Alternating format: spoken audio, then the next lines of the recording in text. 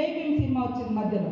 అంటే ఒక్క మామూలు మహిళ భర్త దొంగతనం పేరుతోటి ఒక ఉన్నత వర్గాలు కేసు పెట్టి ఇబ్బందుల పాలు చేస్తే చేతిలో సంఖలో బిడ్డ, కడుపులో మరి రూపం పోసుకునేటువంటి బిడ్డ యొక్క సినిమాను అద్భుతంగా మన ముందుకు తీసుకొచ్చింది.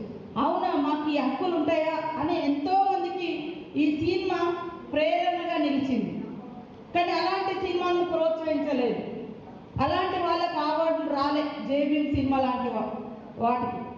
కానీ ఇవాళ పోలీస్ అధికారులు చట్టబద్ధంగా ఉండేటువంటి డ్యూటీలో ఉంటారు.